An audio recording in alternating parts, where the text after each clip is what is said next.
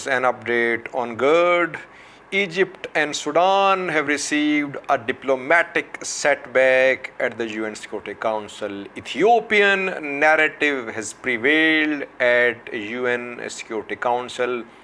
UN Security Council meeting to discuss GERD has concluded. Because in the meeting, almost all members backed Ethiopian government's narrative. Even the US called for talks under the auspices of African Union.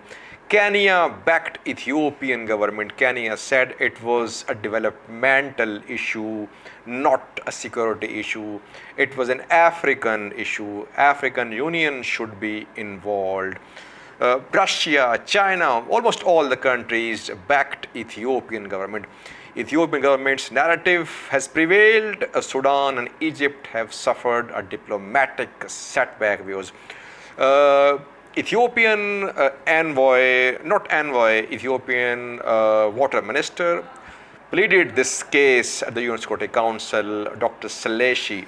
He said in his speech that 65 million Ethiopians were in need of electricity, and that he said, can we drink from the Nile water or not? Very moving speech by Dr. Saleshi, viewers. Now, important question, viewers, is what next? What will Egypt and Sudan do now? Will they join African Union-led talks or not? Egypt and Sudan wanted UN Security Council to take over the process of negotiations, and they were trying for a resolution to make Ethiopia halt the second filling of GERD. But all Egyptian and Sudanese efforts have failed, viewers. What next, viewers? African Union talks have been held in the past as well, but we could not see any consensus among the three parties. Egypt and Sudan have minimized their options by going to the UN Security Council. I don't think now they can go for direct military action against this dam site, because they took this matter to UN Security Council. UN Security Council says it's not a security issue, it's just a development issue, and the three parties should go to African Union. Now, Egypt and Sudan cannot go for direct military action against the dam site. They can only back those forces, those groups in Ethiopia which are against federal government. But even this strategy won't work, viewers, because if Egypt and Sudan start backing TPLF, OLA, or other groups, even that won't make a difference. Filling of the dam will continue. Ethiopian government's narrative has prevailed, viewers, and Egypt and Sudan will have to rethink and review their strategy about GERD. From the perspective of Tigray war, we might see Sudanese support for TPLF now, because definitely the ties and relations between Egypt, Sudan and Ethiopian government in coming days might worsen. TPLF can make the most of this opportunity. TPLF is in need of Sudanese support, because war in Western Tigray has started. Tigray Defense Forces are trying to advance towards Humera, which is on Ethiopia-Sudan border.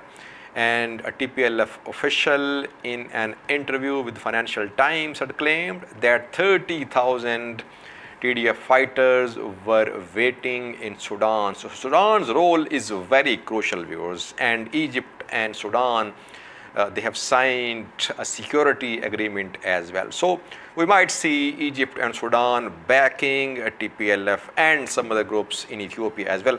But none of these groups is in a position to oppose this dam, viewers. Everyone in Ethiopia wants this dam. People say that this dam is essential for the survival of this country. That is why no group is going to get the support of Sudan and Egypt to oppose this dam. So options for Sudan and Egypt are very limited. Let's see what happens. Now watch the statement of Dr. Slashi, Ethiopian water minister. Have a look at the way he pleaded this case at UN Security Council meeting a few hours ago. I think for watching. Mr. President, we are dealing with a hydroelectric dam project, which is not the first of its kind in Africa or in the world. We are building a reservoir to store water that will generate electricity by heating turbines. For your information, the GERD reservoir is 2.5 times smaller than that of the Aswan Dam in Egypt. Perhaps what puts the GERD in distinction from other projects is the extent of hope and aspirations it generated for 65 million Ethiopians that have no access to electricity. It is also unique because the construction of this $5 billion dam is financed by the blood, tears, and sweat of ordinary Ethiopians. The GERD is a right dam built at the right place for the betterment of people in the broader region.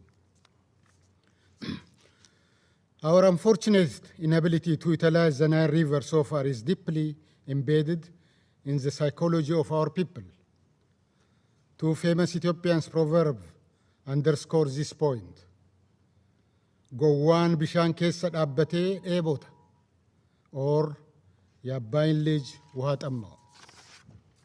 Both roughly translates to the irony of the tribulations of a poor man who stood in the middle of a river and lamented about experiencing extreme thirst.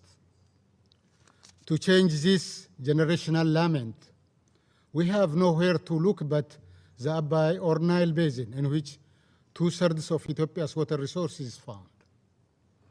In this mighty river, which we share with our neighbors, our people so hope to extricate themselves of darkness and march towards it by building the GERD.